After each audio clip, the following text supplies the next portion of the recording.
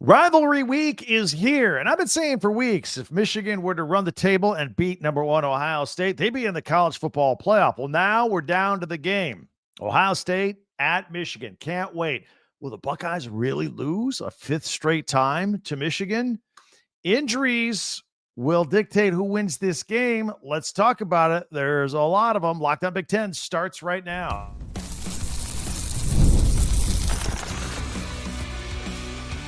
You are Locked On Big Ten, your daily podcast on the Big Ten Conference.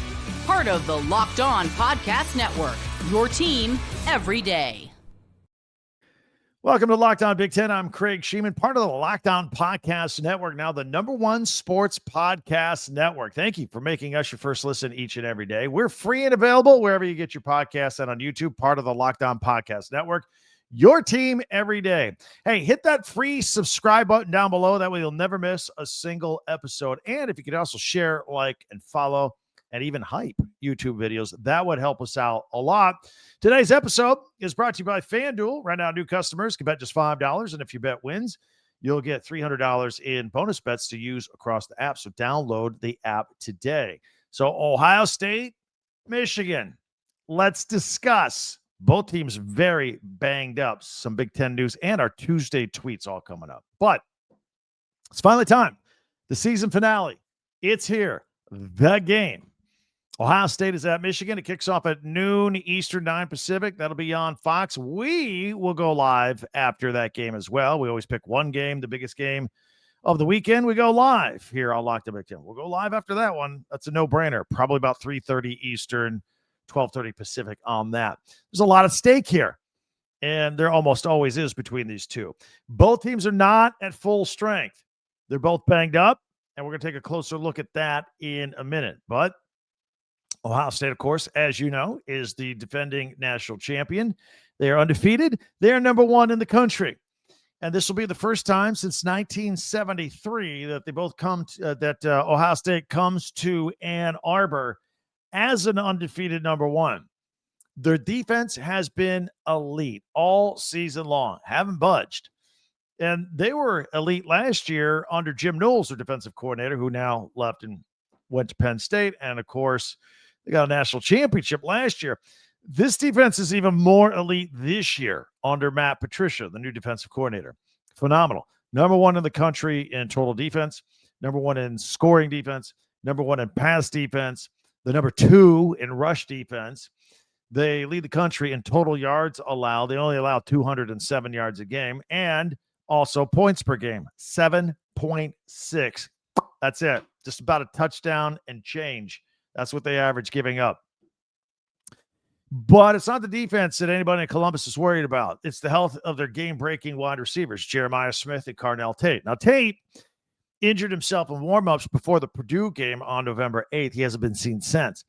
Jeremiah Smith has been dealing with a nagging injury that saw him play some limited minutes against UCLA. But like Tate, they didn't even play against Rutgers on Saturday. So, look, I think I know what's going on here. I think we're trying to make an educated guess because Ryan Day is pretty tight-lipped on injury stuff. And this week, game week for the game, he's like radio silent. He's not going to say anything. Wants to keep everybody guessing for as long as possible. So I'm pretty sure I think he told both receivers, especially Smith, hey, sit this Rutgers game out. We can win it without you. Get yourself healthy for the Michigan game. All right? And, you know, if they are hurt or they're not 100% healthy, that certainly favors the Wolverines in this game. Now, remember last year in Columbus, Michigan rolled in there. What, they were like 3 touchdown underdogs, Michigan was. They did not have a quarterback, and they won it with their power running game. And, you know, Ryan Day and Chip Kelly, they tried to match with the Buckeyes running game. Trevion Henderson, Quinshon Judkins. They thought they were just going to go smash mouth it, be tough.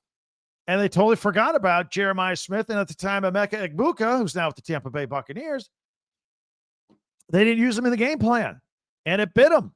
13-10, low-scoring defensive game, running game. Michigan comes in with the upset. Unbelievable. Still a head-scratcher to this day. I still can't figure out why Ohio State had that strategy in that game. if those two teams last year, again, Michigan didn't have a viable quarterback last year. If those two teams from last year played 10 times, I think Ohio State would have won 8 or 9 of those times. I really do. They really messed up. And credit to Michigan for winning that game. And look, Michigan was getting better as the season went on, too. By the time the end of the season got there and they rolled into their bowl game against Alabama, that defense with Wink Martindale, they're playing pretty well. We got to give them some credit there. And then there was the whole flag planting thing and that whole thing. Well, now it's Ann Arbor now. And there are many that believe that that loss to Michigan last year really woke the Buckeyes up. And instead of just going in the tank, it woke them up to get ready to go. And they went on an incredible postseason run and, of course, won the national championship. They were unbeatable. But Michigan's bread and butter running game is really banged up right now as well. Justice Haynes has been out for weeks with a foot or an ankle, and it was announced several days ago, maybe a couple of weeks ago, he was not going to be back, at least in the regular season. Ruled out there. And then Jordan Marshall, they were doing a little bit of the 1-2 punch thing there. And then when Haynes went out, it was all Marshall. And Marshall was running off 100-yard games with no problem without missing a beat. But then he injured his shoulder in the fourth quarter of the Northwestern game at Wrigley Field. And it looked pretty painful at the time. But he did dress last week against Maryland, but didn't go in. So it's kind of like, hey, if you can, if it's emergency, maybe. So he got an extra week of rest out of the deal. In the meantime, they've been relying on sophomore Bryson Kudzil and freshman. And by the way, Kudzil, he's a walk-on, right? Good job by him. And freshman Jasper Parker. And those guys are playing behind like the youngest offensive line in the Big Ten, and they've been doing okay. They were doing all right. They had a pretty good game against Maryland. So the word on Jordan Marshall is it's looked like he's going to be able to go. So they're going to get him back, it looks like. Now, others, tight end Max Bredesen, he was on crutches at Maryland. It didn't look good, but then the x-rays weren't as bad as they thought. So I don't know. We'll see. Sharon Moore spoke this week. He's not saying much either. He said, Samaj Morgan, wide receiver, who did not travel to Maryland, says he'll be fine. And safety Rod Moore, who was the hero with the interception off Kyle McCord in the Ohio State game back in 2023, he's not going to play. That knee just went backwards. It's too bad. So this game also features a couple of first-year starters, a quarterback with interesting stories. Of course, the Buckeyes, Julian Sayin has been phenomenal. So phenomenal that he's on the short list for the Heisman Trophy. Hands down, no question. Meanwhile, true freshman quarterback for Michigan, Bryce Underwood, look, he shows flashes at times. You can see it. You can see the talent. But he hasn't quite put it all together yet. However, in the past couple of weeks, he's starting to find a little bit of chemistry with young wide receiver freshman Andrew Marsh. So that connection is starting to, because earlier in the year, the big knock on Michigan was the receivers. They weren't making big plays. They were dropping passes. Andrew Marsh starting to come along and be a real threat for Bryce Underwood. So take a look at this season for the Buckeyes. Look, they've been virtually untested all year. Remember that first game they had against Texas, 14-7. That was about it for the whole season. And we didn't really know what either team was. We didn't know what Texas was. Arch Manning turned out to be a big disappointment. And, Buckeyes were just Julian Sayin's first game. So it was a 7-point game. Since then, they've been completely unchallenged. They've had 2 18-point road wins at Washington and Illinois. That's as close as anybody's gotten to laying a hand on Ohio State this year. Nobody's gotten to them. Michigan, on the other hand, their 2 losses against a very good Oklahoma team on the road. It was the second game in Bryce Underwood's career, right? And they were soundly defeated at USC. It was a bad loss. Other than that, they've just been finding ways to win. Although I would argue that only beating Purdue at home 21-16 and needing the last-second walk-off field goal at Northwestern, a little bit concerning. But they kind of put things all together, all the pieces back together on the road at Maryland. And there are people thinking that the Wolverines are peaking at the right time. Now, Maryland has struggled. They started out 4-0, and then they lost, 7 straight games, including that one. So I don't know what to make of that. But they were putting some pieces together. And Michigan, every year, they try to just kind of arc that curve of improvement to be the best at the end of the season. Ohio State does the same thing. They both have each other on each other's minds getting ready for the end of the season. So we got a lot on the line here. I think there will be a little bit of a home field. There'll be a home field advantage for Michigan. I think Ohio State will be able to handle a lot of it as well.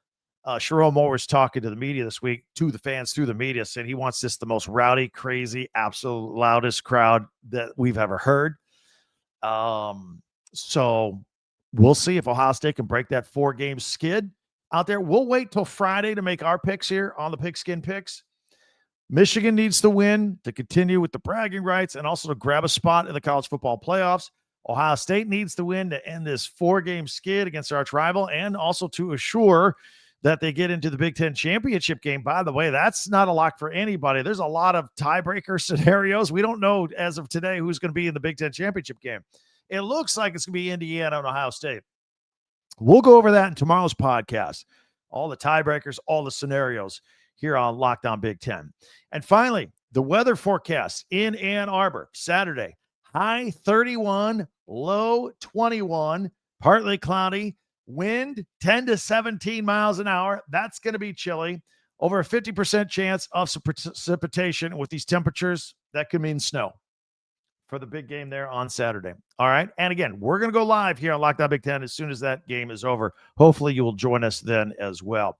Be sure to hit that free subscribe button down below so you never miss a single episode. And if you could share, follow, and like Locked On Big Ten, that helps us out. And also we have a website, talkbig10.com, where you can find all of our podcasts for second listen after this one. And also click on your school logo and get school merchandise. Get a Michigan shirt or Ohio State pennant. Christmas is around the corner. You can check that out too. That's at talkbig10.com. All right, more Big Ten news. Georgia flipping a Penn State kid. We'll talk about that. Yeah, lots going on at Penn State with all the changes over there. Some basketball news and our Tuesday tweets. That's all coming up here in 1 minute on Locked On Big Ten. The NBA is back, and there's no better place to get in the action than FanDuel, the official sports betting partner of the NBA. Even if you missed the start of a game or you want to ride a hot hand and jump right in one, FanDuel has live bets on everything from who will score to fourth quarter comebacks. Plus, you can even combine your live bets with the same game parlay. Chance at a bigger payout, right? It keeps every game very exciting. And I always give a hot tip this year. I've been looking for Miami Heat games because I'm always taking the overs. They score a lot this year. So do their opponents.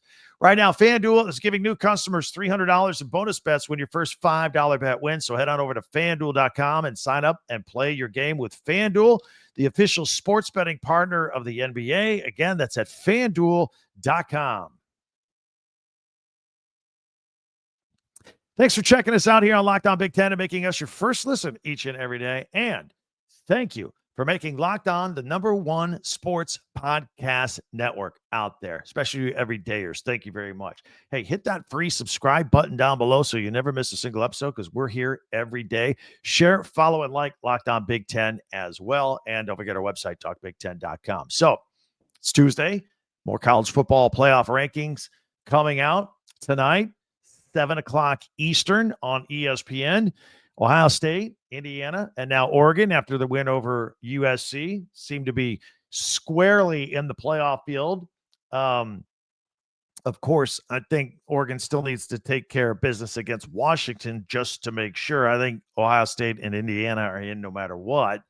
So the other big question will be, how many spaces can Michigan jump up this week? And jump up from 18. They had a couple teams ahead of them, like USC and Georgia Tech, that lost. Can they get closer to that top 12, to that top 10? Really, you got to be in the top 10 to make the college football playoffs, because an ACC team that's not ranked very well is going to get a spot. And then the group of 5 will get one. We already know Notre Dame's in there. So you got to get in there a little bit higher than 12. And the closer that a team like Michigan can get, then there's shorter runway if they pull off the upset against Ohio State on Saturday and beat the #1 team. I've been telling Michigan's in. So we'll see how long the runway is, though, based on tonight's ratings with that. Meanwhile, Penn State, they better hurry up and name a football coach. and replace James Franklin. Their class of 2026 recruits, they're flipping. People are grabbing them. It's like, whoa, garage sale. Let's go get stuff. It's available before all the good stuff's gone. Let's get there early. So even Franklin's trying to flip the kids he recruited to Penn State. Now he's trying to get them to go to his new team at Virginia Tech. And now Kirby Smart of the Georgia Bulldogs flipped 4-star Charlotte, North Carolina linebacker Elijah Littlejohn. He was committed to Penn State since June, but the Bulldogs never lost sight of him. They kept in touch. And now he's going to flip and go to Georgia. He's the 20th ranked linebacker in the country. And Georgia's projected 2026 class is ranked number 3 in the country right now. All right, so I'm going to fill in some gaps for you here. We now have all the TV times and TV networks for all the Big Ten games for Rivalry weekend. Got a couple of games on Friday night, Black Friday, the day after Thanksgiving, Iowa and Nebraska. We know that's a noon Eastern game on CBS. And at night, Indiana, 11-0, taking on Purdue for the Old Oaken Bucket, the 127th meeting of this rivalry. That's a 7:30 Eastern game on NBC and Peacock on Friday night. Now, Saturday, as you all know too well, the Ohio State-Michigan game, that's noon, big noon on Fox. Again, we're going to be going live right after the game, after the winning coach does his interview on the field, for my immediate reaction and yours, real live time commenting as well. We'll recap what's happened in the Big Ten that day and preview the games coming up the rest of the day, which would include Oregon at Washington. That kicks off at 3:30 Eastern, 12:30 Pacific on CBS. And Wisconsin is at Minnesota, also 3:30 Eastern on FS1. Penn State is at Rutgers, 3:30 on the Big Ten Network. And UCLA and USC play at 4:30 Eastern, 1:30 Pacific. That game is on NBC. Maryland will play Michigan State, but that will be at Ford Field in Detroit, home of the Detroit Lions, instead of East Lansing. That's a 7 o'clock Eastern, 4 o'clock Pacific on FS1. I hate to say it might be the last game for Jonathan Smith, but maybe they treat him the way that Mike Locksley at Maryland got treated. Like, all right, we're just going to spend more money on football. It's not the coach's fault. We're going to keep you for another year. I don't know. I don't have a good feeling about how things will go there at Michigan State. Northwestern is at Illinois. That's at 7:30 Eastern on Fox. So that will close out the football schedule for the regular season. Want to make mention about some basketball games because tonight, Tuesday night, a lot of Big Ten basketball teams in action. A lot of holiday tournaments for this week going on. For example, Michigan State, 5-0, 17th in the country. They'll take on East Carolina at 1 o'clock Eastern. That's on FS2. It's part of the Fort Myers tip-off. It's the first ever matchup between these two schools. And by the way, North Carolina is in this tournament as well. They're going to play Michigan State on Thanksgiving Day, so watch out for that one. Spartans pretty good defensive efficiency. They're in the top 10, and they're very good on the glass so far, grabbing 42% of missed shots on the offensive glass, and they lead the nation in assist to made baskets, which means they score a lot off of passes and rebounds, or both, on possessions. Jeremy Fears Jr. leads the country in assist with 10.4 a game. Rutgers is at Notre Dame. That's at 1 o'clock today, TNT. That's the Players Era Festival. Mount St. Mary's is at 5-0 Ohio State. That is at 6:30 Eastern on the Big Ten Network. Boston U at Penn State. Penn State's 5-1. That's at 7 o'clock p.m. Eastern on Peacock. Kansas State at 5-1 at Indiana, 5-0, 8 p.m. Eastern on FS1. 7th ranked Michigan is 4-0. They're at 22nd ranked Auburn. Remember, no Bruce Pearl anymore. He stepped down. Auburn's at 4-1. They also are in the Player Era Festival. That'll air at 8:30 Eastern on TNT. Winthrop tonight at Nebraska. Nebraska's 6-0. Nice start. 8:30 on the Big Ten Network. Maryland is at 13th ranked Gonzaga, taking on Mark Few and company in the Player Era Festival. Another one of those teams in that tournament. That's at 9:30 on True TV. Ole Miss and Iowa. A couple of 5-0 teams going at it. The Acrisure Classic at 9:30 on CBS Sports Network, and 19th ranked UCLA at 5-1. Mick Cronin's crew is at Cal. That is in the Mizzen and Maine Empire Classic.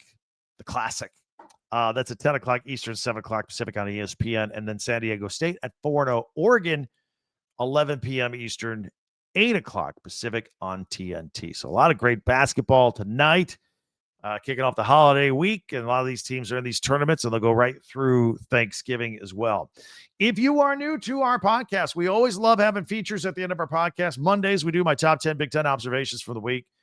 Tuesday tweets or X. I have a bunch I'm going to share with you right now. A lot of them have to do with the game, Ohio State, Michigan.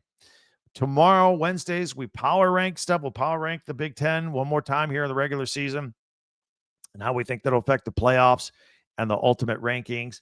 Thursday this week, normally we do our Big Ten Classics and live action. We're going to take Thursday off. We hope you have a wonderful Thanksgiving, although the Big Ten squad will air on this channel as well. And then Friday, we preview every team, every game, including the Friday night games, all the Saturday games, the big games, and then we'll make our predictions with our pigskin picks. So all of that is coming up here for the rest of the week, and we do stuff like that every single week. We will take a look at our Tuesday tweets. That's coming up in 1 minute.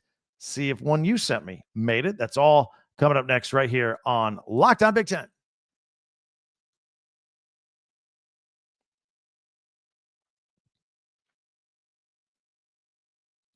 Thanks for checking us out here on Locked On Big Ten and making us your first listen each and every day. All right, we are going to put our Tuesday tweets on screen. If you are audio only, we also have audio podcasts. The audio of this video on YouTube is also on Apple or Spotify. However you get your podcast, wherever you are, we are every single day. All right, so let's check this out. We'll put this on screen. If you're audio only, we'll describe it as best we can. This is from at Fox College Football. And it's we've been playing this one, put this one up just about every week as it gets pared down.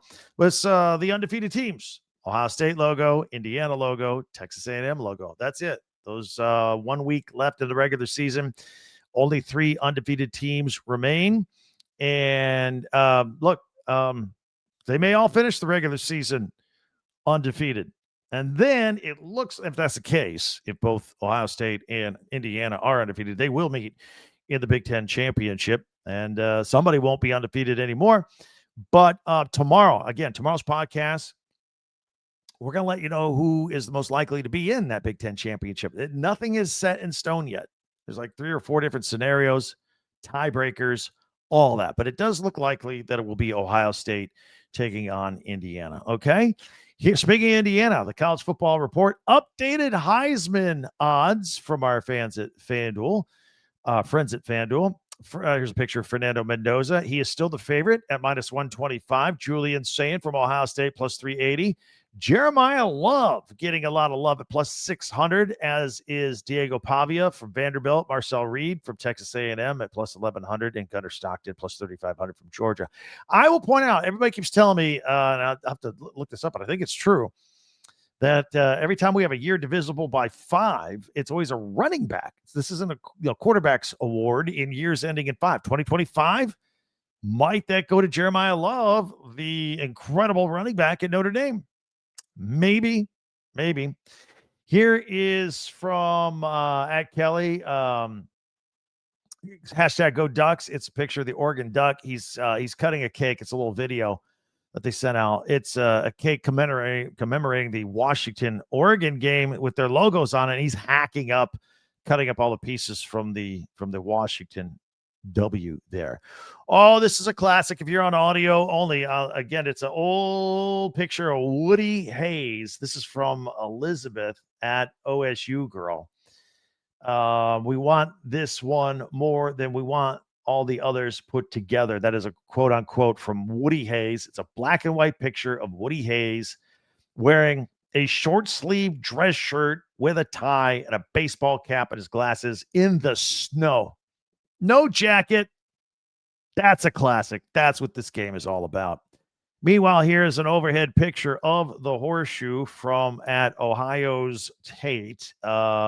Chip Kelly fired less than a year later. Chip Kelly, the offensive coordinator for the Buckeyes, remember, he left to go be the OC with the Raiders. Pete Carroll, he got fired here right after their game this weekend. And it says Jim Knowles gets James Franklin fired less than a year later as Jim Knowles left Ohio State to go to Penn State. Says in all caps, the grass is not always greener outside of Columbus, Ohio. And then it was copied at Brian Hartline, your offensive coordinator. That means don't leave. That means don't leave for the Penn State job is what that's really meaning, right? Here's at Letterman Row. It's officially game week. It's a picture of Ryan Day running on the field. And it's a quote from Ryan Day on Michigan saying they're always in the back of our mind in terms of what we're working towards. We know this is the last game of the year and what it means to everybody here, quote unquote. Hasn't won it in a while. Been 4, going on 5. Or are they going to end that? Start a new streak. Here's a picture of Matt Patricia from 11 Warriors. Between 1936 and 1925, this is the first time Ohio State's defense has held its opponent under 100 rushing yards in 10 straight games throughout the season. Pretty impressive. Pretty impressive. Here's from that swanky Wolverine. We haven't heard from him in a while. It says Ohio State is on the clock. Let's get the 5th. And then it is a picture of the scoreboards at Michigan and at Ohio State over the last 4 years, 2021, 2022, 2023, 2024. All Michigan wins. Here is a video of Shemon Moore at his weekly press conference. And it is from at Go blog as Shemon Moore's call to the fans, #GoBlue, #Beat Ohio. Again, this is where he said, look, I want this place louder and crazier and more insane than it's ever been before. We need that home field advantage. Like I said, it's going to be partly cloudy, maybe some snow, going to be cold and breezy. 2 teams getting after it. Here's from at the Big Ten Network, a freeze frame of the video. Hello, Heisman. This is from 1991, Desmond Howard, Michigan-Ohio State game, the iconic punt return, highlighting the 3rd-ranked Michigan football win over 18th-ranked Ohio State. Of course, Desmond Howard did the Heisman pose there in the end zone. That was his Heisman moment. And that's it. We'll close it there with our Tuesday tweets. What'd you think? Send me one. I do these every Tuesday at Talk Big Ten. That's where we're at every single day. You can find us there. In the meantime, looking forward to getting this week going on and getting into these games this weekend. We'll be all over it on the weekend as well. If you want to reach out to us at Twitter, at Talk Big Ten, go ahead and do that as well. Couple of games Friday. Full slate on the Saturday, everybody else, and we'll be looking forward to it. Don't forget, signing day is next week. That starts December 3rd through the 5th. Got the Big Ten Championship, which will be played on Saturday, December 6th at 8 p.m. on Fox at Lucas Oil in Indy. We'll go live after that one, too, of course. And then we'll have our final college football poll released the next day, Sunday, December 7th. It won't be on Tuesday that week. The Heisman's on Saturday the 13th, and then we start playing college football playoffs December 19th and 20th. We'll be all over it as far as the Big Ten is concerned. And we're here every day, again, except for Thanksgiving. Happy Thanksgiving. Got the latest news, analysis, and opinion of everything comes out, all Big Ten. So check us out each and every day. If you could subscribe, it's free. That way you'll never miss a single episode. And if you could share, follow, and like Lockdown Big Ten, that will help us out a lot as well. Also, college football fans, Locked On and Fire TV presenting the college football kickoff all season long, your ultimate college football weekly preview. Drake Toll from Locked On Big 12 is the host, along with 2-time AP Coach of the Year Gary Patterson and former college star Jesse Holley and our Locked On experts all together. Boom, getting you ready for every game throughout the weekend. A college football preview that only Locked On can do. So catch college football kickoff every Thursday throughout the season, only on Fire TV. That'll do it for us. Don't forget, we'll have our power rankings tomorrow, and we're going to go over all the tiebreakers and try and figure out who's going to be in the Big Ten championship game. Again, probably Ohio State and Indiana, but there's a lot of stuff at play that will be figured out here in this last weekend, rivalry weekend. Thanks for joining us here today. Talk to you tomorrow. Can't wait. I'm Craig Shemon for Locked On Big Ten.